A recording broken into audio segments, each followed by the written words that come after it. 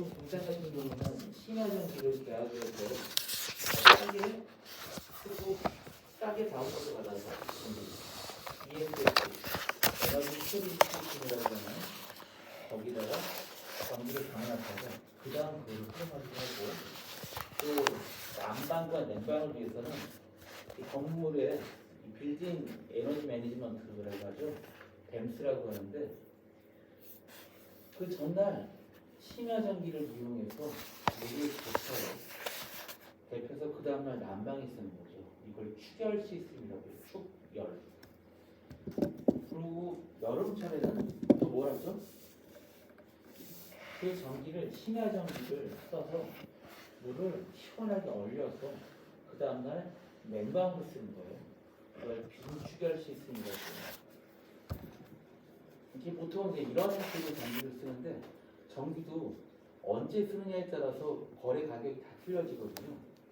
근데 이런 것들 당신이 언제 전기를 썼는데 그 썼다라는 그 증빙 몇 년 몇 월 몇 초, 몇시 몇 분 몇 초에서 몇시 몇 분 몇 초 사이에 얼마 거래되는 가격으로 전기를 썼다. 나중에 이런 게 소송의 쟁점이 될 수 있거든요.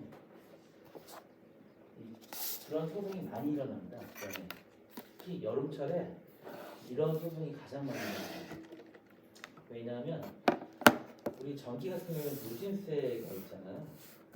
어떤 집은 20 며칠 날 검침하러 오고 우리 집은 어떻게 밀렸다 보니까 일주일 뒤에 검침하러 왔단 말이에요. 어떤 일이 생길까요? 검침하는 날짜가 틀려서 텀은 똑같은데 누진세 대상이 될 수도 있단 말이에요. 그래서 실제로 여름철 지나고 나면 소송이 많이 일어나요. 또 다른 거 한번 예를 들어볼까요? 여러분들 아침에 지하철이나 전철 같은 경우 해보셨나요? 자, 그러면 지하철 타고 오셔서 여기 와서 국철 타고 들어왔단 말이에요. 자, 그러면 지하철 회사로 이 요금이 나갈까요? 국철 회사로 요금이 나갈까요? 서로 돈을 관리하는 주체가 틀린데 시설을 관리하는 주체가 틀리고 어떻게 해야 되나요? 그래서 이 서울 지하철에서 야 아침에 우리 140만 명이 이용했는데 국철로 갈아탄 인력이 22만 명이야. 근데 국철에서는 뭔 얘기야?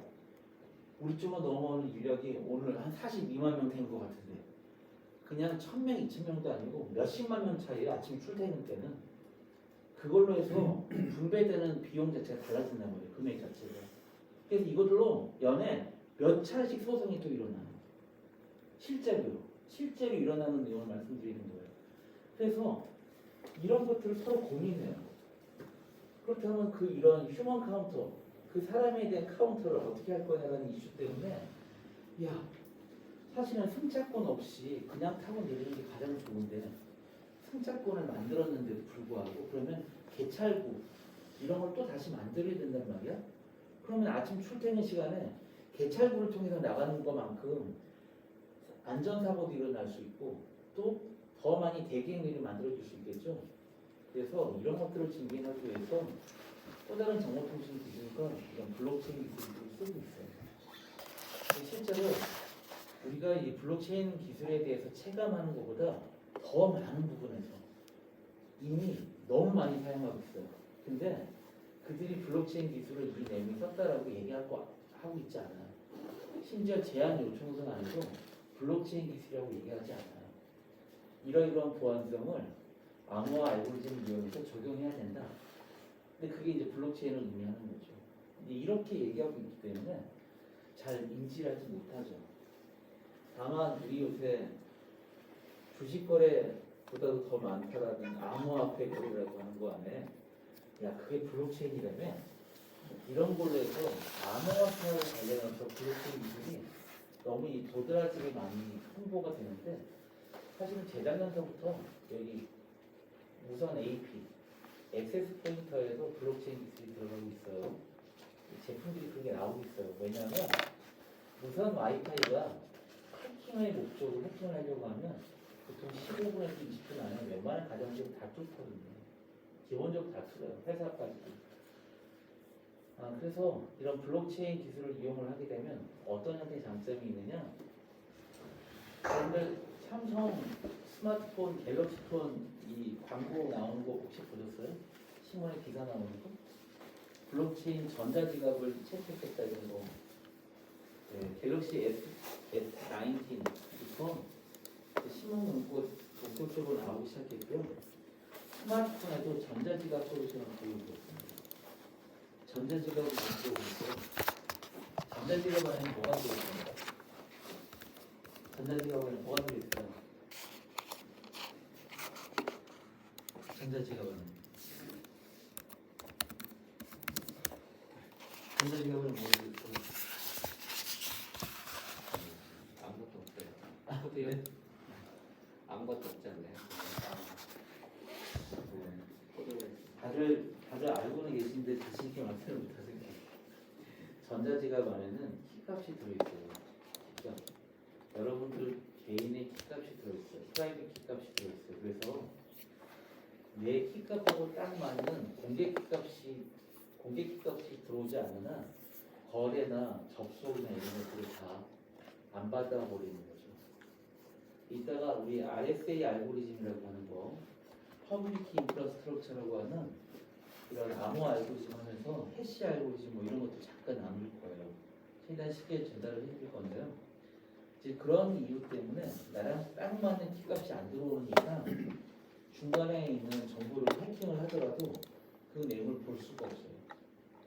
그런 이유로 우선 액세스 포인트에도 제작원들부터 이제 블록체인 같은 기술을 도입을 해서 딱 맞는 형태가 아니고서는 인가 비인가, 우리 회사에서 인가한 장비냐 비인가 된 장비냐에 대한 기준을 블록체인 기준으로 가져가고 있죠.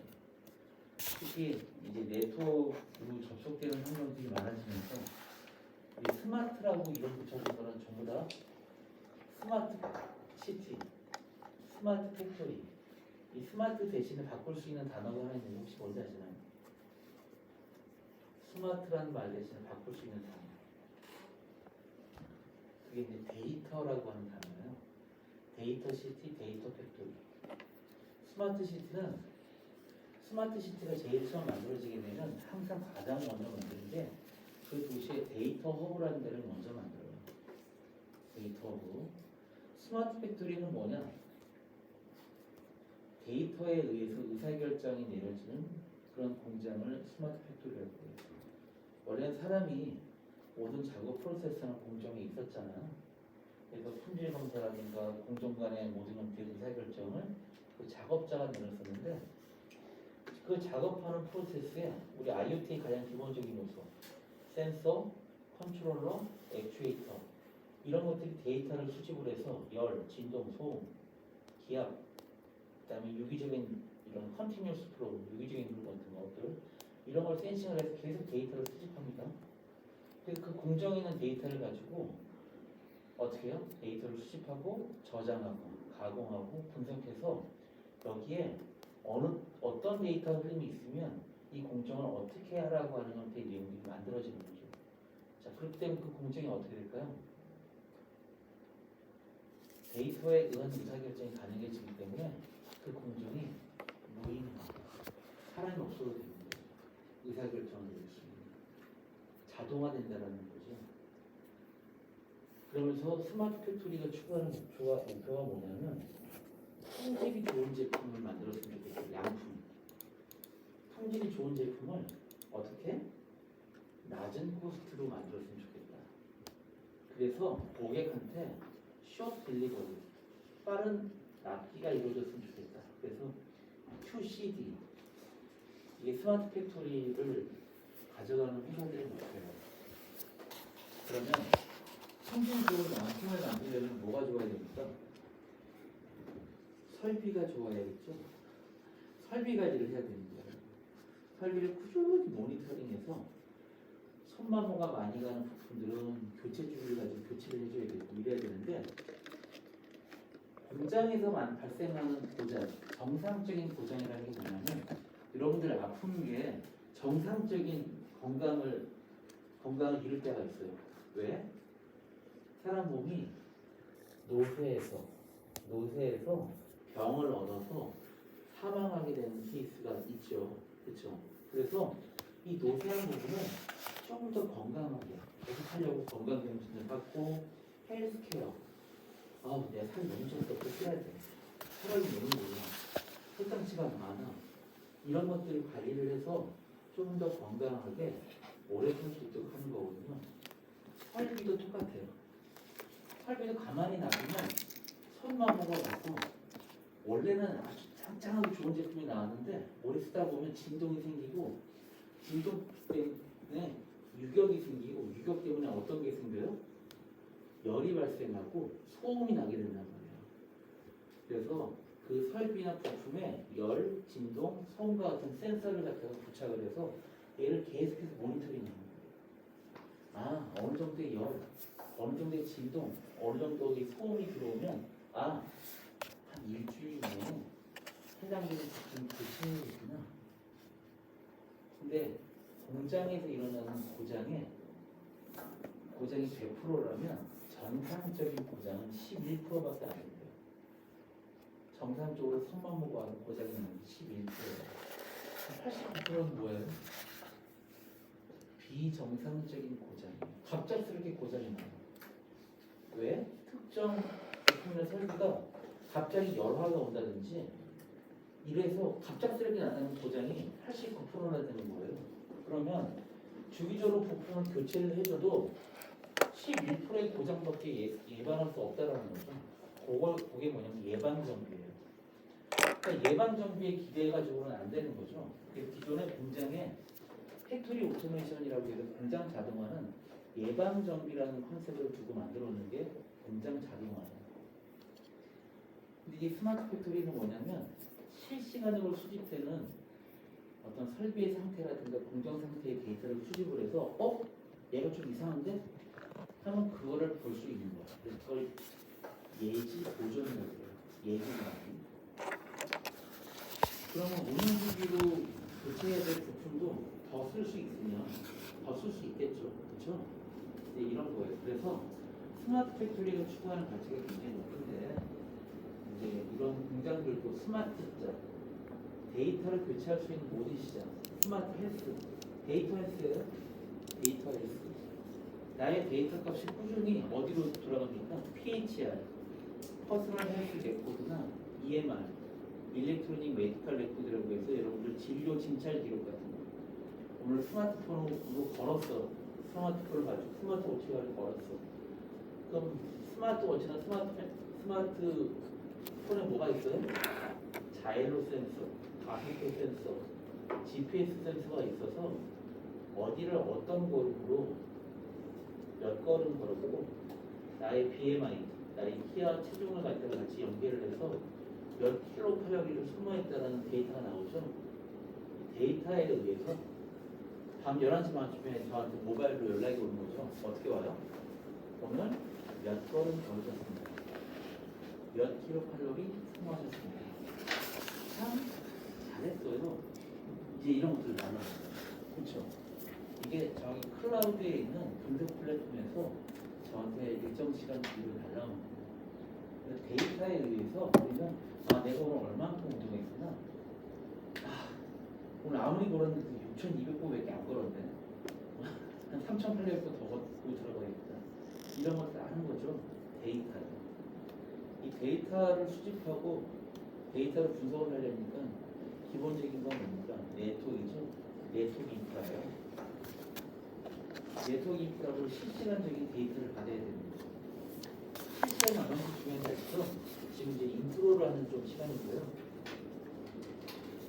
여러분들이 그 브라우저로 구글 번역 실행해 보신 적 있습니까? 번역기? 네이버 톡하고라든가 그렇죠? 번역기 써보셨죠? 그래서 제가 한글로 써요. 번역기. 어제 회의는 참 유익했습니다. 하고 엔터를 딱 치면 바로 번역해서 결과가 딱 나오죠. 그렇죠? 제 노트북에서 번역을 한 거죠? 그런가요? 아니죠.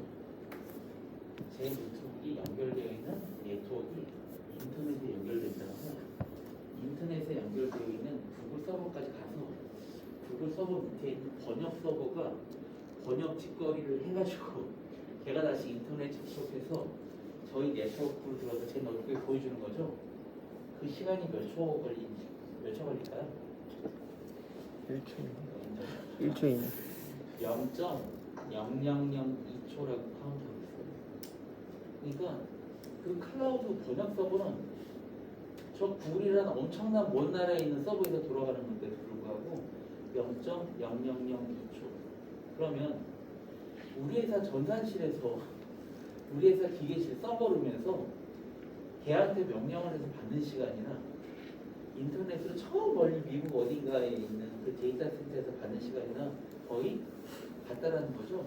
예. 그런 거기 때문에 굳이 우리 회사에 서버를 둘 필요가 있을 리가 없습니다. 없죠. 우리 회사의 인프라를 구축을 해놓으니까 뭐가 불편하냐면 아이씨 공간을 마련해놓고 서버, 네트워크 장비, 스토리지 그것만 있으면 됩니까? 아 얘가 열받으면 안 돼. 공조장치, 아 나무나 만지면 안 돼. 시건장치, 이거 개발자 관리자가 있어야지. 사람 뽑아. 1년 지났어. 아 이거 또 해킹당하면 어떡하지? 보안 프로그램 업데이트. 장비가 새로 나왔대. 파이어볼 얹어놓고. 원발할 수도 있대. 직원이 5명 더 들어왔어. 우리 컴퓨터 저 서버 성능으로 도저히 다른 사람 서버도 못하겠는데 라이센스 스터 10분의 업그레이드 서버도 더 내. 4년 지나니까 4, 5년 지나니까 감가상각 끝나고 뭐하고 해서 또 증설 이런 일이 생기죠. 현업부서에서는 야 결제 한번 올라오면 어째 떨어진다고. 요번에 스토리지 살 때 한 10년 정도 쓸 수 있는 만큼 용량해서 결제 올려. 그래서 10년 형태를 쓸 수 있을 정도로 스토리지 용량을 해서 결제를 딱 받았네. 근데 정작 이 기계의 수명은 한 4, 5년밖에 못 쓰는 거죠. 얼마만큼 쓸지도 예정도 못 하는데 저장 공간에 불과 3분의 1 정도밖에 못 쓰고 얘를 폐기해야 되는 그런 상황이 될 수도 있어요. 그렇죠? 그래서 이런 것들 때문에 클라우드 컴퓨팅이라는 게 생긴 거예요. 외부에 자원을 놓고 내가 필요할 때 우리 회사는 인터넷만 연결되어 있으면 돼요. 그렇죠? 그럼 외부에 있는 서버, 외부에 있는 스토리지에 우리 회사가 필요할 때 내가 마우스로 설정에 들어서 한 1테라만 더 쓸까? 1테라만 딱 하면 그거에 해당된 요금만 내면 되는 거예요. 그렇죠?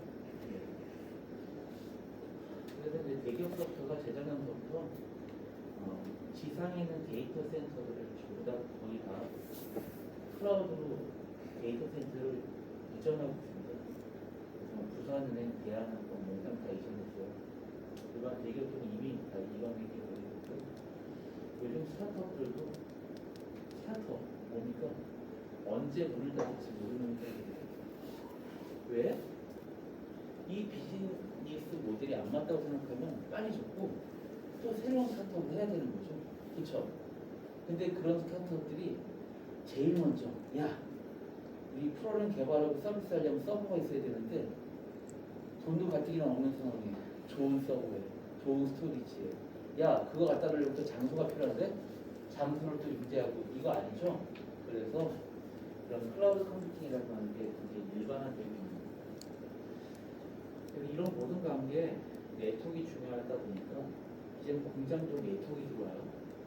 이런 네트워크 연결되니까 무슨 문제가 생깁니까? 보안. 외부의 해커로부터의 보안 위협이 가장 첫 번째로 생기는 거예요. 잘못된 게 해킹이 돼서 우리 공장 내에 설비가 제대로 안 들어가고 생산되는 제품이 생산 수율이 떨어져서 불량품이 발생되기 때문에 큰일 나는 거죠. 이런 일이 생기면서 네트워크 보안이 생깁니다. 네트워크 보안에 대한 내용을 이제 좀 더 경고했으면 좋겠다. 그래서 경고한 IoT 보안, 네트워크 보안, 서비스 보안 같은 것들을 만들어주고 있는 것 같아요. 거기에 가장 큰 대안으로 블록체인 기술이 얘기가 되고 있습니다. 그래서 오늘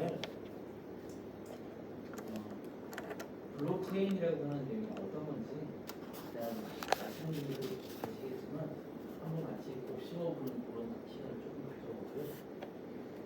이런 것들이 실제 활용되고 있는 다양한 비즈니스들을 한번 저희가 얘기를 해보겠습니다. 보통 이 블록체인의 비즈니스 모델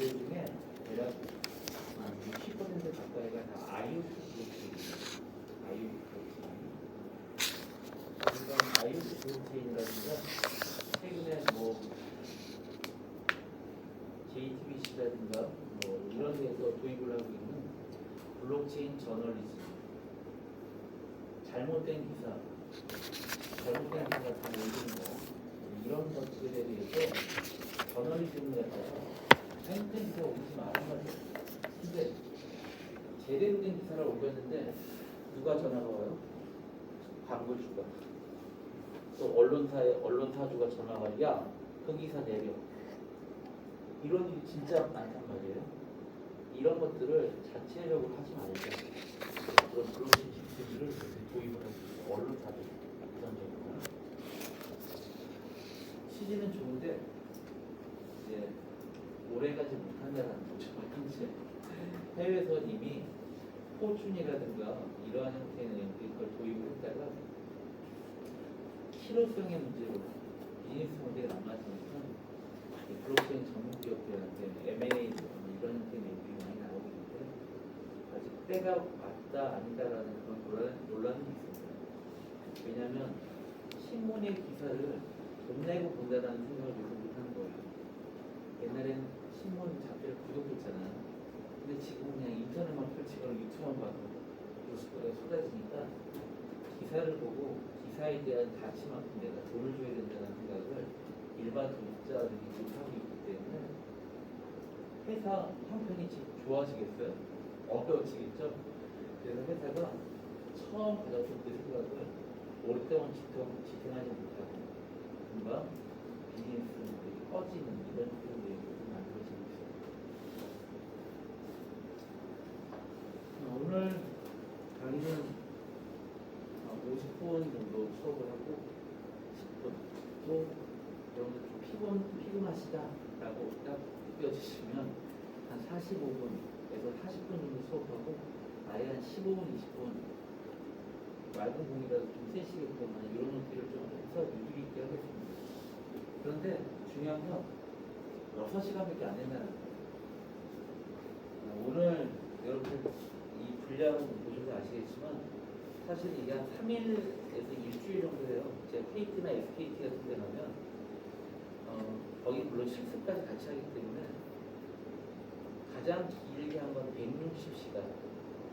그러면 이 하이퍼 레저라고 하는 기업용 블록체인하고 이더리움, 공공에서 일반적으로 사용할 수 있는 이더리움을 갖다가 테스트 네트워크를 만들어서 실제로 내가 전자지갑도 만들고 또 전자지갑 안에 마이닝, 채굴도 하고 채굴한 나의 토큰을 전송도 하고 하는 이런 것들을 하거든요.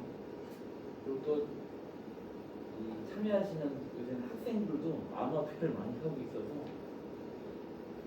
실제 참여하시는 분들이 다 이더리움이 좀 몇 사토시만큼 저기 뭐 얼마만큼 있다, 몇 웨이만큼 있다라고 하면 NFT 토큰도 그날 하루에 바로 NFT 토큰을 만들어서 유통하는 이런 것들도 실습하기도 합니다. 왜냐면 굉장히 쉽게 만들 수가 있기 때문에 뭐 인터파크나 코파 이런 데에다가 우리 상점 입점하는 것처럼 NFT 토큰도 내가 만들어 놓은 토큰을 판매할 수 있는 판매 시장이 있어야 되거든요. 그래서 판매 시장 같은 것들이 인터파크는 코팜처럼 있어요. 해외 토큰에도 이미 만들어져 있어요. 내년에는 이 메타버스하고 블록체인하고 같이 결합되는 메타체인이라고 하는 것들을 정부의 R&D로 지금 계획을 하고 있고요. 그래서 이런 가상의 공간 내에서 실제적으로 요즘 그렇게 하거든요. 교육 같은 경우에는 1번 강의실로 오주세요. 그럼 거기는 실습실이야. 그래서 클라우드에 파이썬이라든가 이런 주피터 노트북이나 이런 것들을 바로 연결되어 수 있는 그런 플랫폼에서 실제 강사의 교재와 실습 환경을 할 수 있는 그런 강의장을 딱 옮겨서 하고요.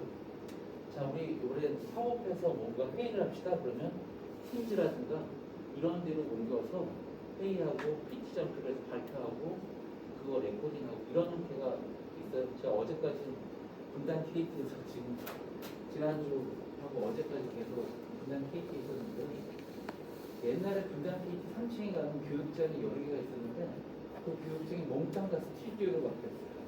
1스튜디오, 2, 3, 4 다 그런 식으로 바뀌었더라고요. 그래서 이런 메타버스라는 게 원래 옛날부터 있었어요. 옛날부터 있었고 그런 것들이 이제 AR, VR 기술을 만나서 AR 뭔지 아시죠? 증강현실, 오그먼트 리얼리티라고 하는데 쉽게 설명드릴게요. 여러분 자동차에 제일 먼저 들어가기 시작했어요. AR 기술을 제일 처음 적용한 데는 제너럴 모터스 같은 자동차 회사예요. 자동차에서 뜻밖이죠. 그래서 여러분들 주차하실 때 후진기어 딱 넣으시면 화면에 뭐가 나타납니까? 후진에 주차선 나타나고 내 자동차 앞에 타이어 선 나오죠. 제가 핸들을 돌리면 얘도 바뀌죠. 그게 AR이에요. 증강현실, 현실 데이터에 증강된 정보를 올려줘서 사용자의 편의성을 개선하게끔 만들어주는 거예요. 그걸 AR이라고 해요. 오그먼트 리얼리티. 반면에 VR은 생뚱배기의 그런 벡터 형태의 환경에다가 전혀 다른 형태의 섬도 짓고 집도 짓고 이런 걸 할 수 있는 거죠. 그래서 메타버스도 완벽한 VR을 추구하는 것도 있고 이런 AR을 추구하는 것도 있고 그래서 요새는 이런 AR, VR을 합쳐서 MR, 믹스드 리얼리티라고 해서 혼합현실 또는 XR이라고 이렇게 많이 표기를 해요. 약간의 차이들이 있고 예상되는 플랫폼이나 디바이스들도 다 다른데 실제 현장에서 많이 쓰고 있습니다. 공장에서도 많이 쓰고 있고 그런 형태의 융합된 디바이스들도 많이 나왔고 자, 블록체인 기술 가능성과 스마트그램 그런 형태로 진행하고요. 6시간이 페이크하기 때문에 이번 6시간 동안에 기숙한 형태의 내용들을 전달하기보다는 저도 오늘 6시간을 들으시고 블록체인 기술이 이런 거야. 그래서 이걸 이렇게 활용할 수 있어. 제조 쪽에는 이런 방면이 있대. 이렇게 활용하시면 좋겠어요. 올해까지는 스마트 팩토리였고요. 내년부터 정부의 방침은 AI 팩토리입니다. 그래서 이런 블록체인이나 IoT나 이런 걸 다 기반으로 해서 AI로 전환하는 AI 팩토리를 이미 정책을 만들어 놨어요. 올해 4월달에. 이런 정책은 어디서 보시냐면 4차 산업혁명위원회 홈페이지에 들어가 보시면 논의 자료로 많이 올라가 있고요. 중소벤처기업협회하고 또 발표 자료를 몇 차례를 만들었어요. 오늘 진행하시면서 6월달, 12월달이잖아. 내년 1월이고 이제 대기업들은 지금 9월달에 3년도 사업계획서를 다 마무리하고 지금 12월에 사업계획서 조정하는 날인데 또 중소중견기업들 같은 경우에는 보통 12월, 1월달에 좀 많이 합의를 하잖아요. 그때 참고하실 수 있는 로드맵이라든가 트렌드라든가 정책 자료 여러분들이 구글 브라우저나 이런 데서 검색하셔도 잘 안 나와요. 인터넷에 다 있는데 중요한 건 못 찾아요. 왜? 검색어를 찾을 수 있는 것도 있고 검색어를 찾을 수 없는 것도 있거든요. 그래서 그런 사이트들도 같이 돌아보시고 그렇게 할게요. 오늘 특별히 어떤 내용이 더 궁금한데 어떤 내용이 좀 더 추가가 되었으면 좋겠다라는 그런 내용이 있으신가요? 혹시 생기시면 중간중간에라도 질문 주십시오. 뭐 설명하기에 좀 긴 내용이다라고 싶으시면 그렇게 생각이 판단이 되면 여러분들이 뭐 요청하시거나 하는 그런 자료전에서 제가 드릴 수 있고요. 블록체인이든 IoT를 지금 제가 정부 정책이나 이런 것들 담당 위원으로 활동하고 있는 게 10년이 좀 넘어가기 때문에 그거를 만들기 위한 기초 재료부터 다양한 형태의 자료들을 많이 갖고 있어요. 그래서 필요하신 부분이 있어서 그런 자료들이 있더라고 하면 그런 부분들은 충분히 제공해드릴게요. 오늘 이러한 내용을 드렸습니다. 그래서 이 배포인 자료에 1시간 동안 뭐가 들어가는 부분들이 있는데 벌써 대략 1시간이 지났죠. 그래서 이런 내용들을 설명해 드리고요. 이러한 기술, IoT, AI, 빅데이터, 모바일, 블록체인 이런 기술을 우리가 이제 왜 알아야만 되는지 대한 내용들을 다음 시간까지 해서 오전 시간을 마무리할 거고요. 식사하시고 1시부터 5시까지 4시간 동안 블록체인 전반에 대한 아키텍처, 그다음에 여러분들이 혹시 공부를 하거나 도입을 하시려면 어떤 형태로 가져가야 되는지에 대한 내용들, 그다음에 블록체인 비즈니스 모델, 현재 어떤 모델들이 있다는 내용들을 해서 그냥 막연하게 그냥 어렵게 알고 계시는 내용들이 많은데 쉽게 받아보실 수 있는 내용들이 많거든요. 그런 내용 위주로 설명드리겠습니다.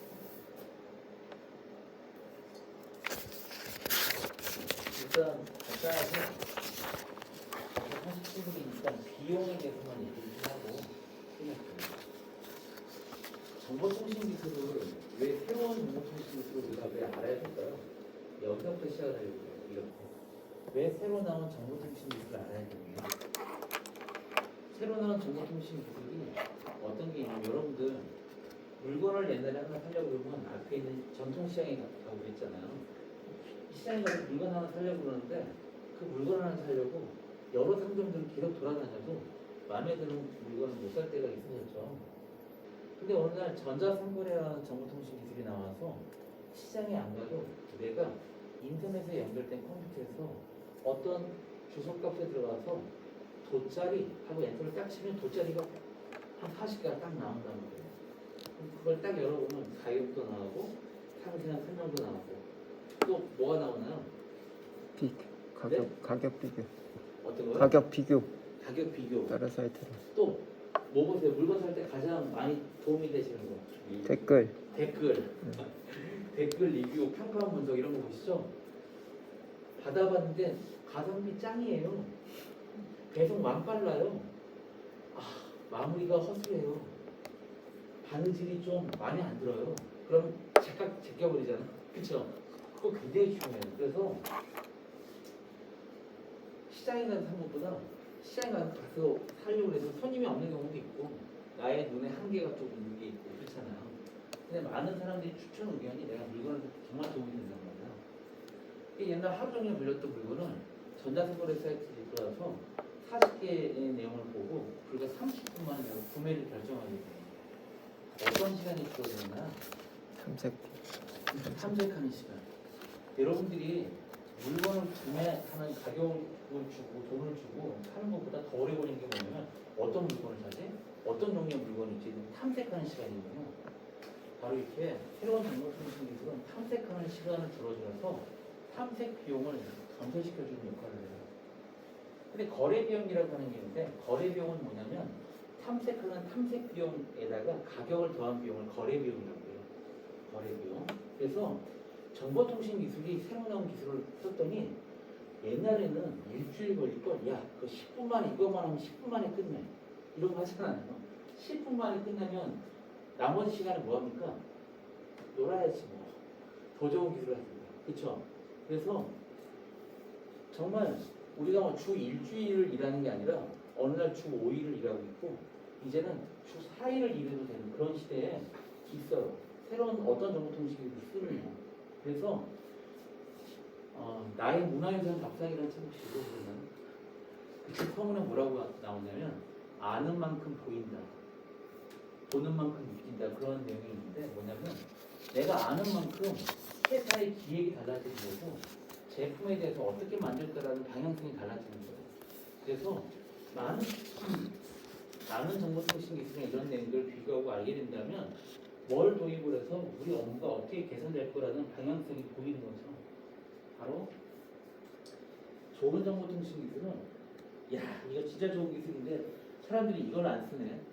그거는 안 좋은 기술이에요. 좋은 기술은 정부가 써라 하지 않아도 알아서 쓰게 되는 거예요. 그렇죠? 왜? 그거 쓰니까 진짜 편하더라. 그거 쓰니까 10분만 일을 할 수가 있어. 이거거든요. 바로 거래 비용을 감소시켜주는 거예요. 근데 비용 하나만 더 얘기하고 끝낼게요. 여러분들 한계 비용이라고 들어보셨나요? 한계 비용? 한계 비용. 한계 비용인가요? 아니요. 리미트. 네, 알고 계시는데 제가 한번 정리해 드릴게요. 한계 비용이라고 하는 건 뭐냐면 제품이나 서비스를 추가로 만드는 데 들어가는 비용을 한계 비용이라고 해요. 추가로 만드는 벡터라는 표. 제가 예를 하나 들어볼게요. 빵 하나 만드는데 100원이래요. 빵 2개 만드는데 170원이래요. 이때 한 개 비용은 얼마입니까? 70원이죠. 70원만 더 있으면 빵 하나 더 만들 수 있는 거예요. 근데 어느 날 우리가 디지털 시대에 살고 있잖아요. 컨트롤 C, 컨트롤 V. 하나만 제대로 만들어 놓으면 컨트롤 V 100번 하면 100개가 만들어지는 거예요. 멀티미디어 콘텐츠 하나 딱 돈 주고 제대로 만들어 놓으면 모든 사람들이 그걸 영원의 가격으로 볼 수도 있는 거거든요. 한 개 비용이 얼마입니까? 영원이죠. 디지털 기술, 디지털 정보 기술을 활용을 하게 되면 한 개 비용 자체가 거의 영원에 가까운 거예요. 그래서 영원에 가까운 만큼 우리 회사의 기대이익은 얼마큼 될까요?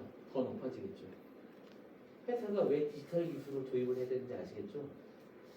회사의 업무 프로세스나 업무 방식이 디지털로 전환될 때마다 회사의 한계 비용 자체가 낮아져서 더 큰 수익까지 얻을 수 있다는 거예요. 그래서 좋은 정신을 올려야 됩니다.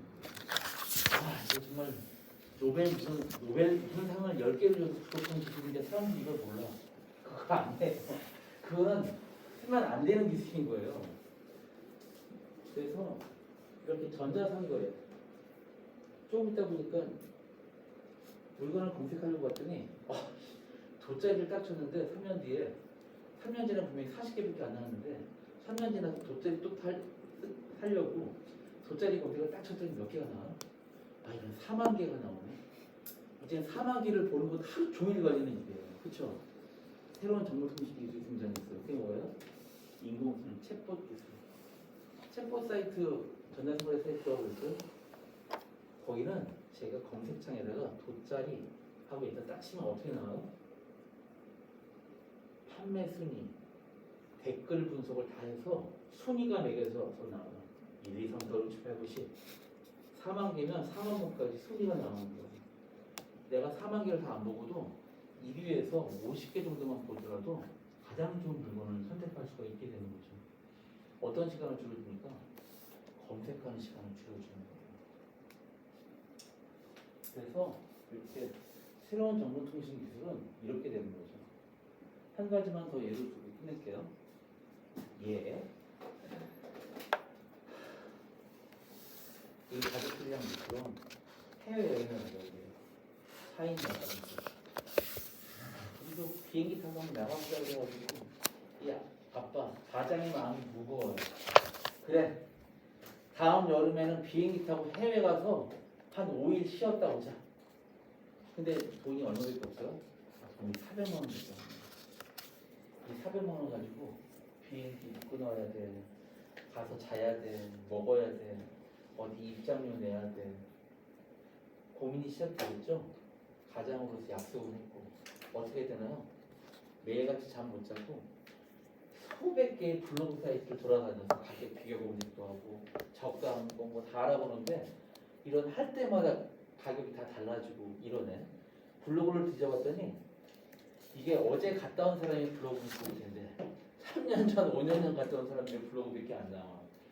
진짜 내가 그 공원에 가려고 도착해서 공원에 가면 그 공원이 아직도 문을 열고 있는지 입장료 값은 안 바뀌었는지 혹시 해피림 가기로 딱 정한 날에 그날 정기 휴일인지 알 수가 없죠.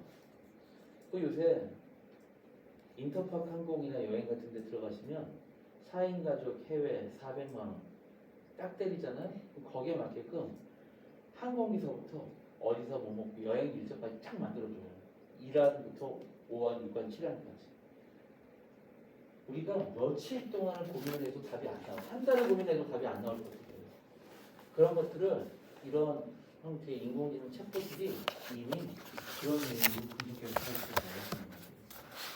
한국에서 거래병 것들을 감독시키는 것들이 나오는 거예요.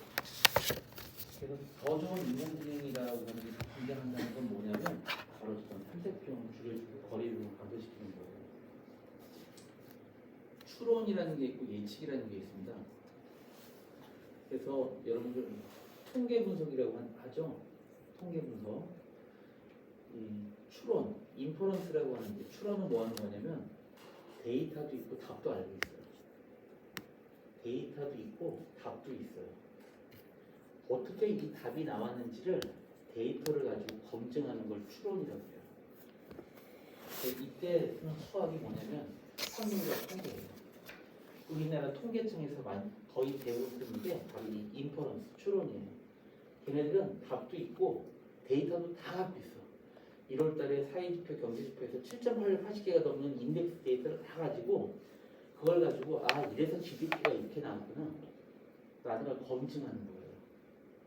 그런 게 검증이 돼야 그 내용을 가지고 내년도 GDP가 이런 목표로 가려면 지표 변수값을 어디에 셋업을 해야 되는지를 하는 게 통계청, 기획재정부, 디지털 회계예산, 디브레인 시스템이라고 하는 것들이에요.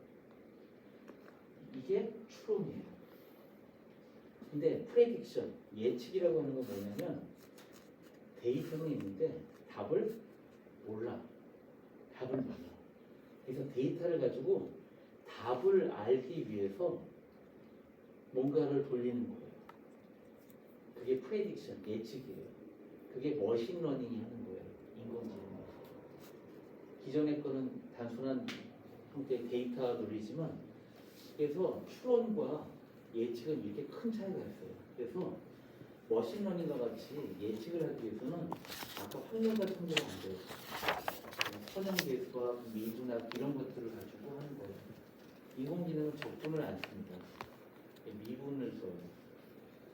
그래서 추론과 어떨 때 확률과 통계를 쓰고 어떨 때 머신러닝과 같은 인공지능 기술을 쓰는지를 알게 되면 모든 게 다 머신러닝이 좋은 거 아니에요. 그래서 해마다 머신러닝이 인공지능 기술이 발전한다는 건 뭐냐면 예측치가 진짜로 그대로 나올 수 있을 만큼 정확한 그런 데이터를 만들어주는 거예요. 요즘 미국에서 등장한 인공지능 기술 요새 신문에 많이 나오는데 GPT-3라고 들어보셨죠? 예, 신문에 많이 나오거든요.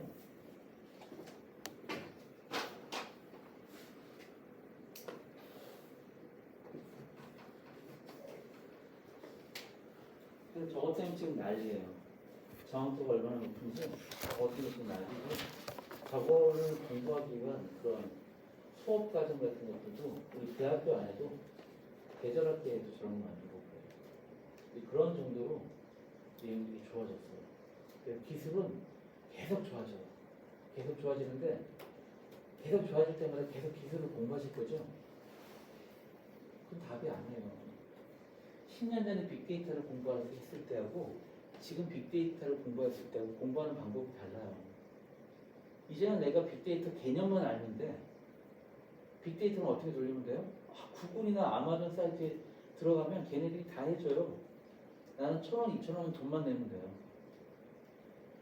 내가 서버를 갖다가 50대, 100대를 해서 그걸 돌린다고 해도 1년, 2년 걸릴 일을 얘네들 내가 사용량만 내면 10분이면 해결해요. 걔네들이 갖고 있는 200대, 300대 컴퓨터를 이용하는 값을 야 10분에 10불만 줘. 10불만 주면 그걸 계산해 준단 말이에요.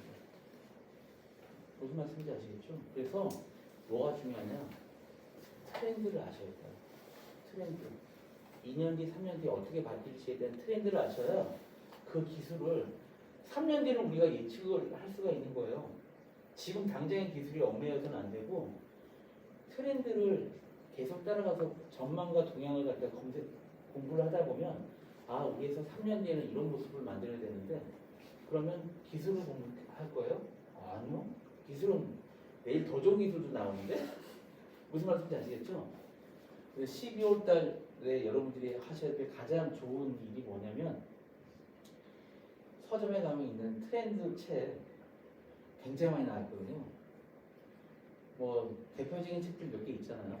뭐 커넥팅 랩 같은 게 기자들이 이런 사이언스 소셜에 이런 들이 몇 년간 계속 누적이 돼서 제법 이런 책이나 뭐 서울대 김난도 교수 책이나 뭐 이런 것들 그 책을 한 권 말고 각각 서로 다른 저자의 책 2권 정도를 보셔야 어느 한쪽에 안 치우세요.